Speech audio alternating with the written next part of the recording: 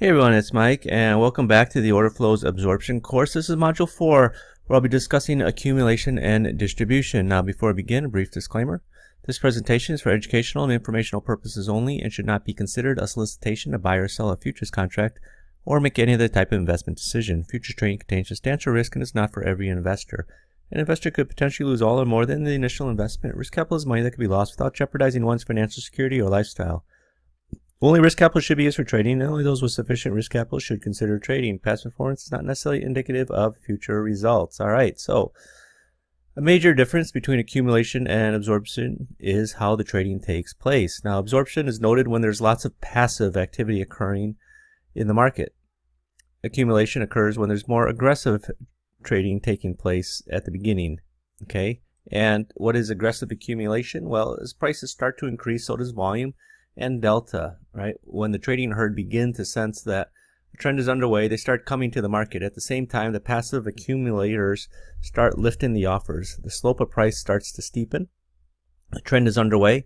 Next stop is euphoria, which I talk about in Module 6 in the trading setups. So let's take a look at the charts, see how it looks. So aggressive accumulation, buying imbalances, that's aggressive accumulation. That's the sure sign of aggressive accumulation. Obviously, the positive deltas, also another sign of aggressive accumulation.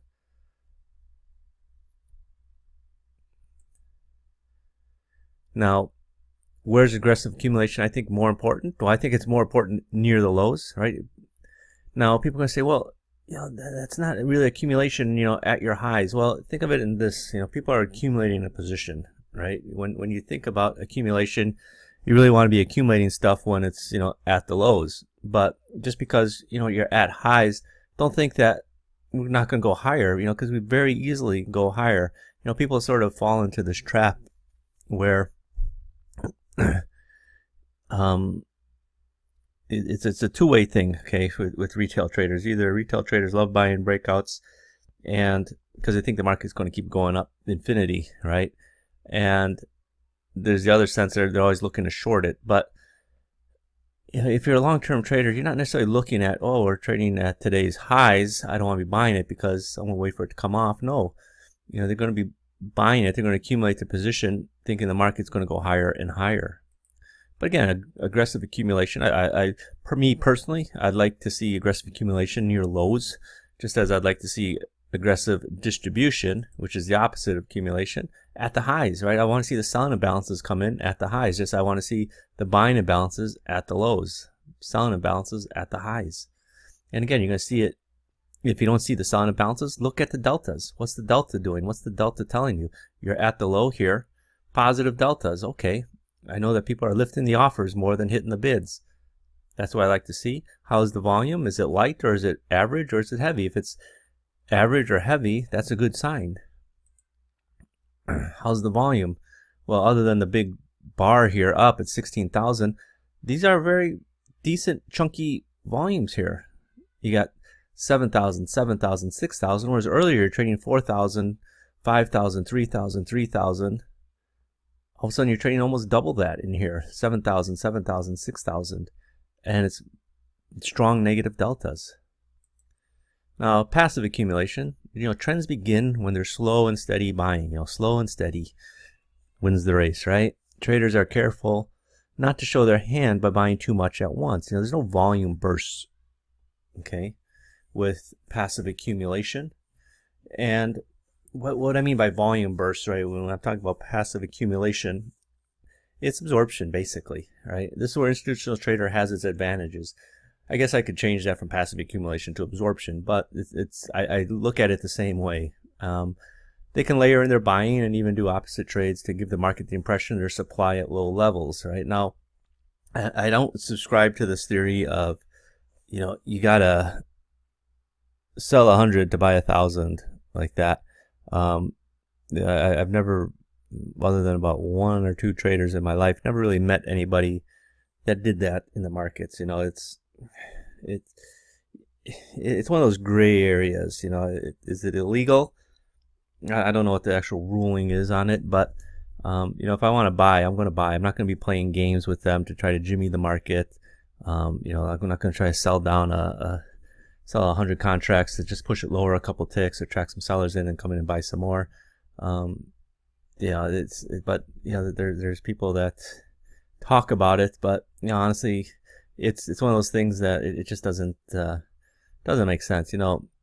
As for me and most other traders, when we're working, all our trades that we do, we got to explain, right? And it's a lot of the people I work with, the integrity is, well, why would you manipulate the market like that? So I don't fall into that market, but into that way of thinking. But there's some people do. They say, well, I'm trying to disguise what I'm doing. There's other ways you can disguise than try to be disingenuous to the market. So what does passive accumulation start to look like? Well, you're down here at your lows. You got the positive deltas. But look at this big bar down here, the big red candle. Down here at the bottom, 1100, 1200, 1000, 1000. You come down in here, it hits this pocket, right? You got the big strong negative delta. Why is the market going any lower? Well, you got some buying starting to appear here. Some more buying in here, more buying. Then it turns aggressive with the positive deltas as the market starts going back up. You went from your passive accumulation to your aggressive accumulation. You take a look at it here, right? You can see how it just comes down in here, this big buying area here. You can see it a little bit in here as well before you hit that low. But really what I'm looking for is when it comes down into this low here. But again, like I said earlier, right, you're going to have, as you're coming down into new lows or testing the lows, look for the supportive buying in here. Just as if you're going into highs, look for resistance selling. It comes in here. And then as you get down in here, look how it changes. Mostly aggressive buying. All this bar is almost all aggressive buying. This bar is mostly aggressive buying. Now, if you're looking at a volume chart, now I didn't really talk about this one very much, but this is a volume footprint chart. So it just gives you the total volume. It puts it on one side, so don't think it's all negative or all positive. It's just the total volume at each price level in a bar. And notice as you get down here into this low, look at that. 2000, 2000, 1600, 1500. Right, even here, 79. People say, well, you got price exhaustion. You got 79, 1502, 1600, 2100. You can argue that. But really what you're looking at is this pocket in here where the market just sort of came in. That's what I'm saying. It's like the sleeper cell. So it gets activated, and then people start buying. They did this bar here. This is an interesting bar, right? Thin volume. It's a big green candle. But you got this big pocket of volume up in here, right? Value area is higher up in here. Obviously, this is where the majority is starting to go higher. It's migrating higher. So passive support.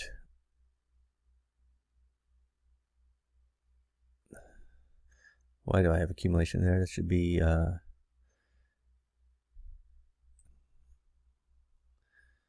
okay, so passive accumulation is a form of absorption and occurs when aggressive big selling volume appears, but price doesn't move lower. Prices don't move lower. As the market is selling off, passive buyers absorb all the selling by the aggressive sellers. Now for a passive buyer, it's tricky because you don't want to absorb too much, because then you give the market the impression of support in the market, right? And the reversal is going to occur as sellers back off knowing they have reached an area of buying. So you can see it down in here. Depending on which sort of chart you like to look at. There's your passive accumulation. Passive accumulation. Passive accumulation. Passive resistance is the opposite, right? It occurs when big aggressive buying volume appears, but price doesn't move up, right? This passive distribution, which is the same as passive resistance, is a form of absorption as well, right? When you think of resistance, think of distribution, right? You're running into an area where you have supply, right? That's what causes resistance, is supply. And it's when people are distributing it out, what they're doing is they're working offers, right? That's your resistance. It's a form of absorption. What's happening? Price should move higher, but because it should move higher because of the aggressive buying lifting all the offers. But traders with supply offered out to those buyers, right? Everyone's willing to buy, but you have willing sellers, right? That's what everyone overlooks oftentimes, is the opposite side of the trade. They all think, well, I got aggressive buyers. That's very bullish. Well, yeah, it is, but take a look for a second at the selling that's going on.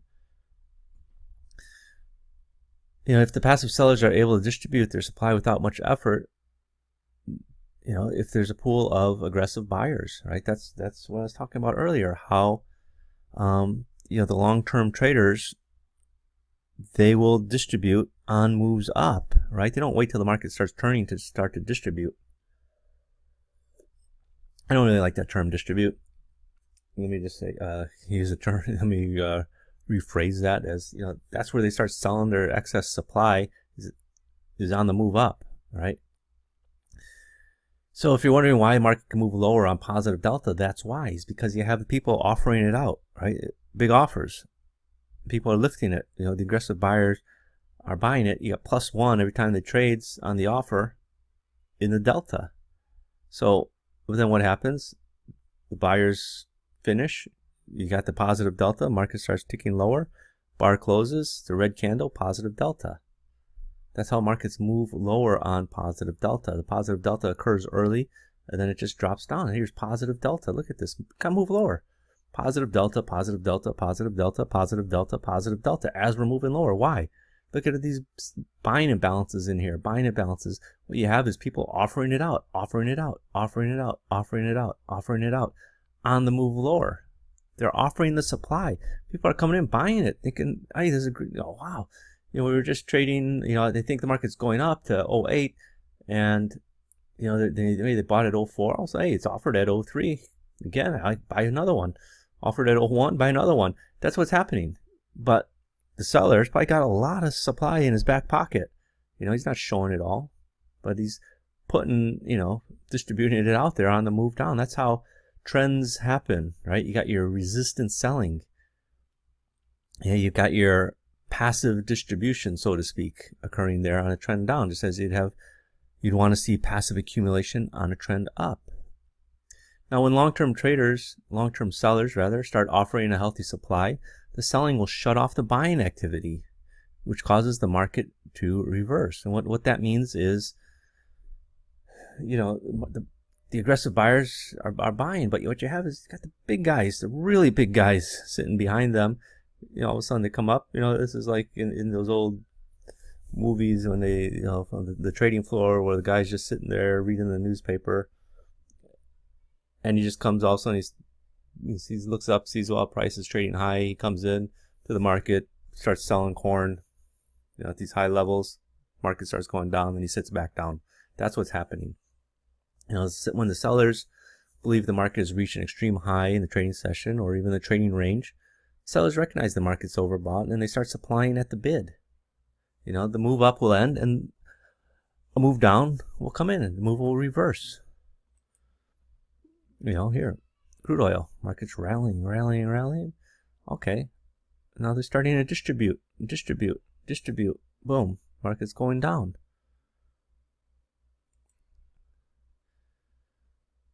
The big up bar, people are starting to distribute in here, imbalances.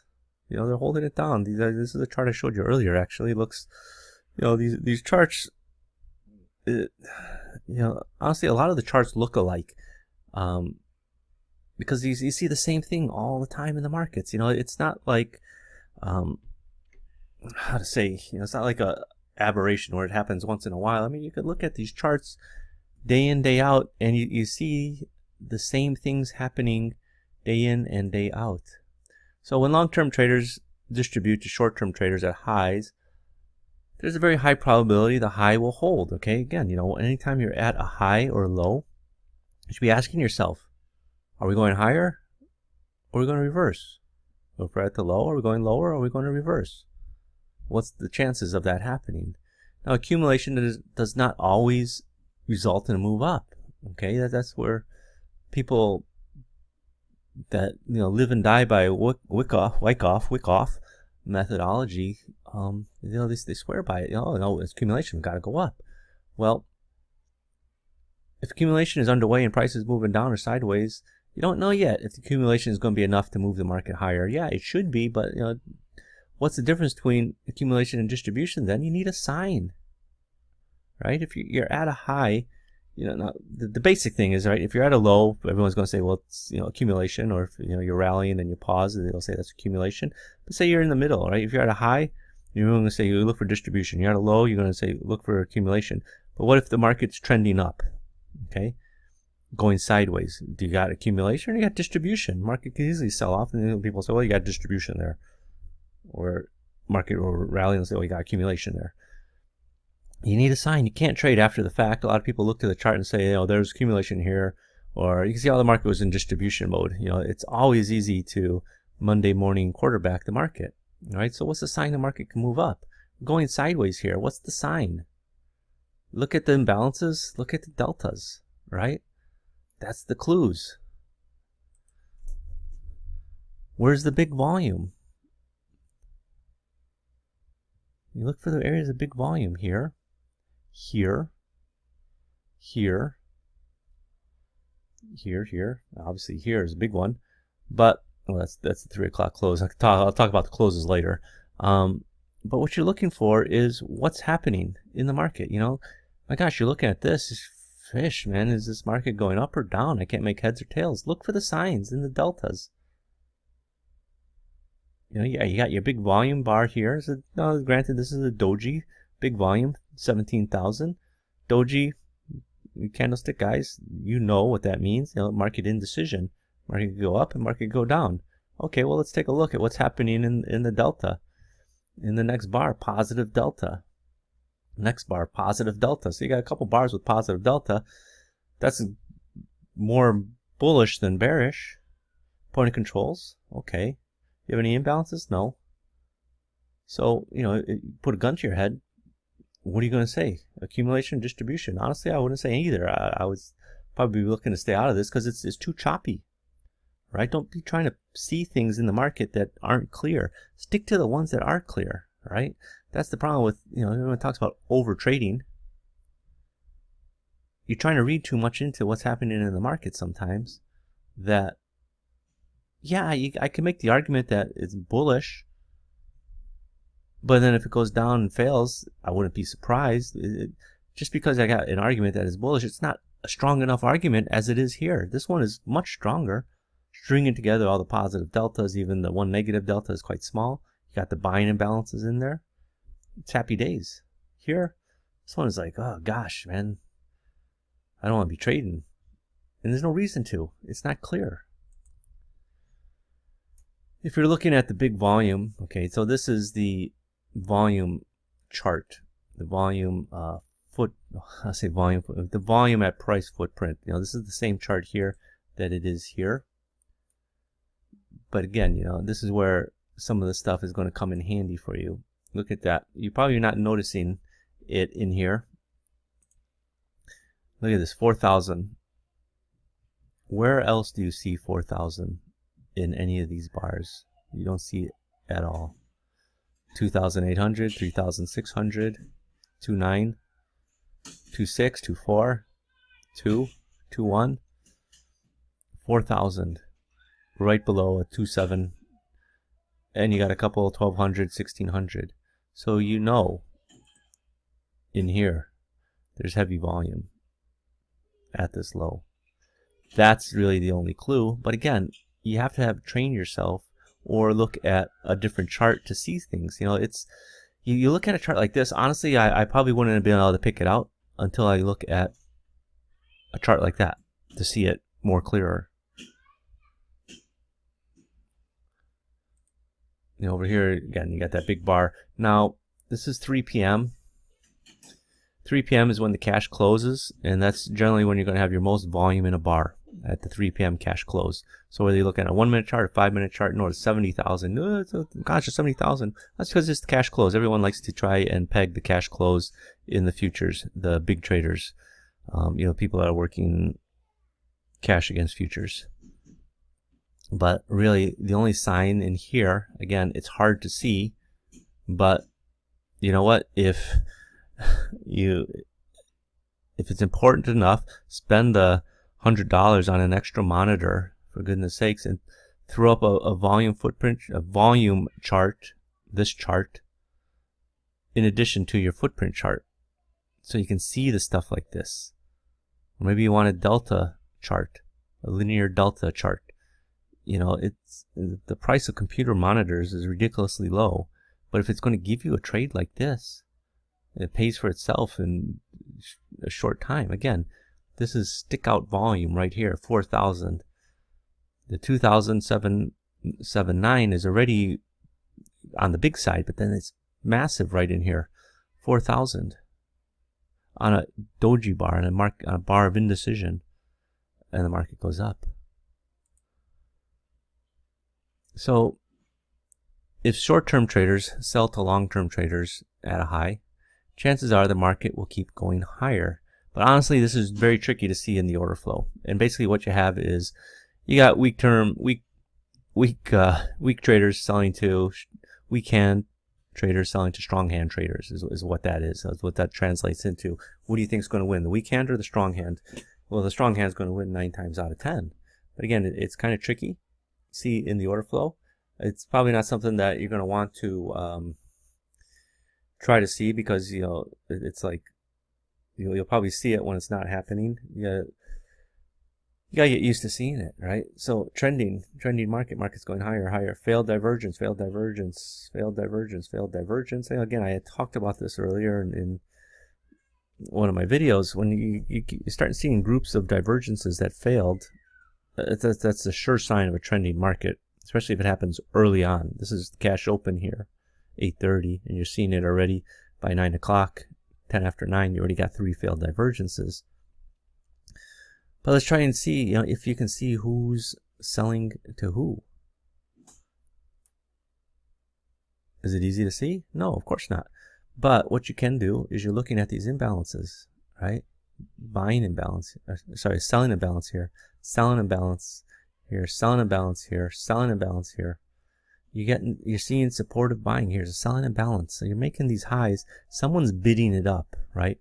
You know, you're not going to get big bids on the smaller trader side. You're going to get big bids from the longer term institutional traders. They're the ones that are going to be working big bids, not the retail traders. So when you start seeing at your highs, you're seeing these selling imbalances and the market's still going higher. I know that there's support in this market. And look at this. These 3 imbalances right around the same level. They're still going higher, selling imbalances, right? The sign of retail traders are the buying imbalances at the highs. But when you start seeing selling imbalances at the highs and the market's not selling off, it's telling you someone's supporting that market. So the retail traders are selling to the longer term traders there. Okay, again, you know, who's selling to who? New highs. You're going up there. Look at this. I could just, you know, to me it's a little bit easier because I'm so used to looking at footprint charts. But again, if you're looking at this and you're not used to it, you might want to, you know, switch to the delta chart. Okay, maybe not the delta chart or the pure volume chart. Look at this volume: 4,000, 3,000, 3,600, 4,600, 5,421, 4,441. Again, all that is just the linear volume. It's going to show up on the one side as opposed to in the middle. Can't, because that's where the price bar, that's where the candle is. If you're looking here, you can sort of see these pockets in here. Support, support, support. And look at these numbers. Minus 1396. These are delta numbers. Minus 1200. Minus 700. Normally, you're seeing volumes in the hundreds. Less than 1,000. But you're getting these big numbers here. 1300, 1200, 772, 646, 898. So you know there's supportive buying in this market. So who do you think is doing that supportive buying? That's the longer term traders. Shorter term traders are lifting the offers.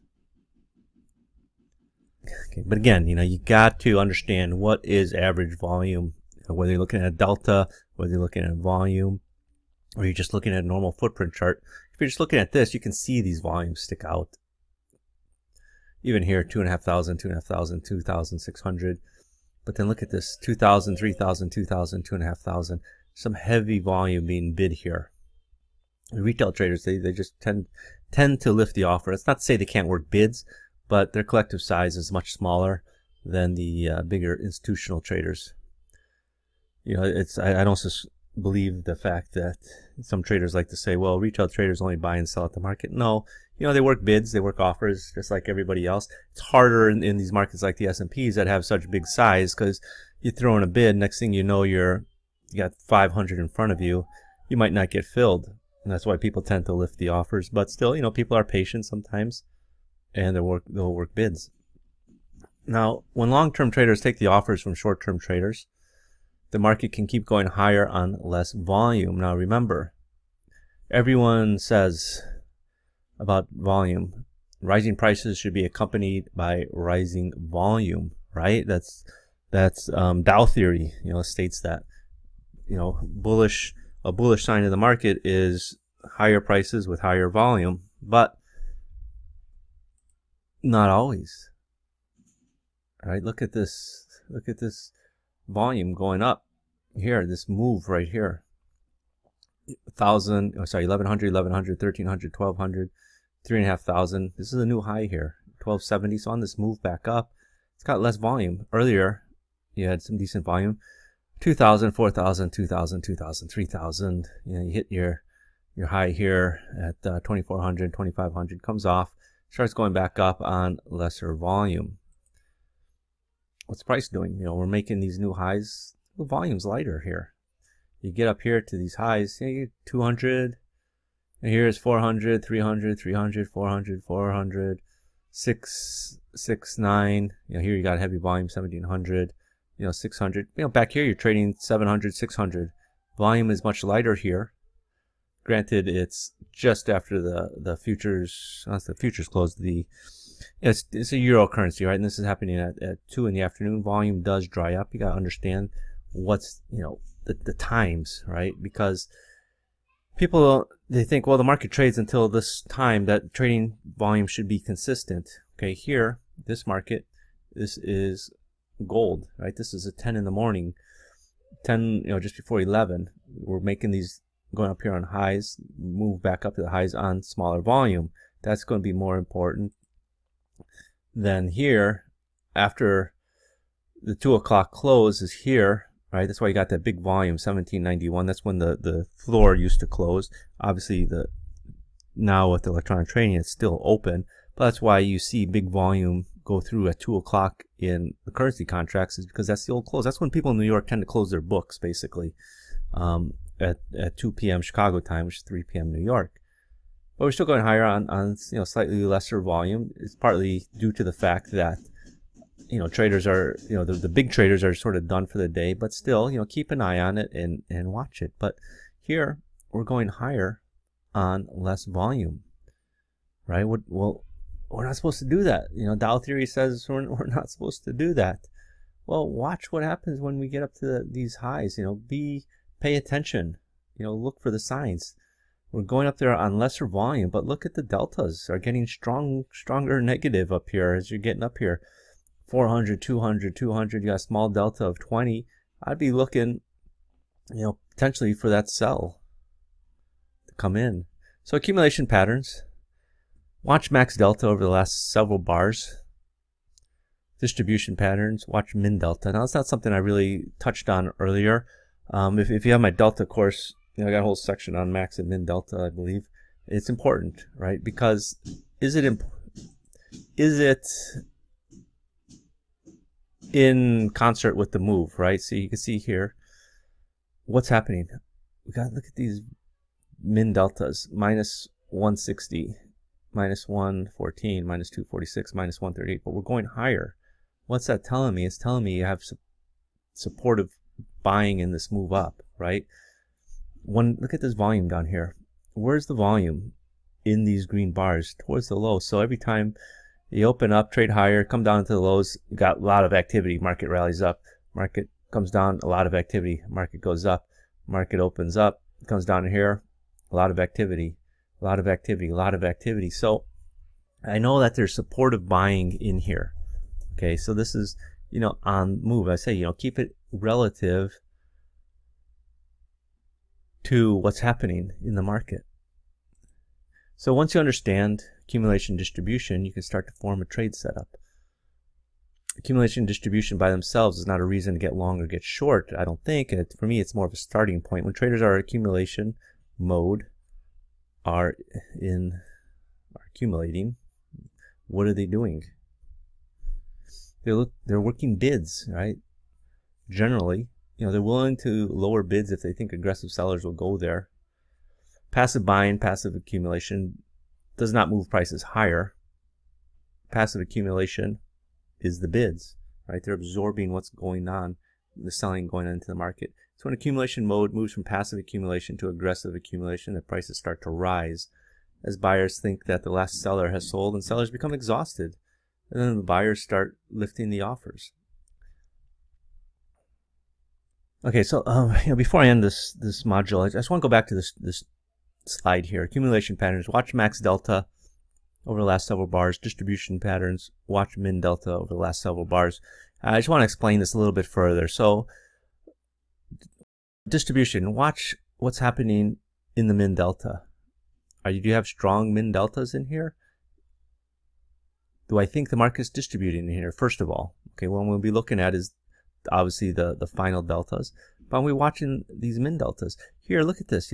Here it's 0, 0, small, 52, 2, 33, 45.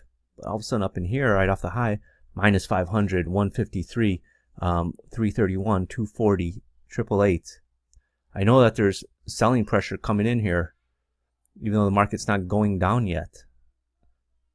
Right, that's important information. Now let's see here in the accumulation, right? What's going on here? Coming down into the low. Do I think there's accumulation? Well, here we've got 1500, 1987, 2600, 3000. Do you have anything else like that? Not really. Over here you got 3000. Here you got 4000. But everything else mostly is negative selling. These are min deltas. 2000, 700, 2000, 4000, 5000, 3000, 1500. Well, this is E-mini. This is 8. The first 15 minutes of trade, you tend to get heavy volume, but still, watch what's happening. It's closing this bar here. 26.28 is your max delta.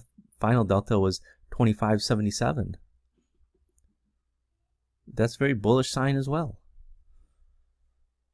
So I hope that clears it up a little bit for you, so understanding, when I say look at them in relation to previous bars, are they high? Even though it may settle here, like here at 1500, it only settles at plus 800.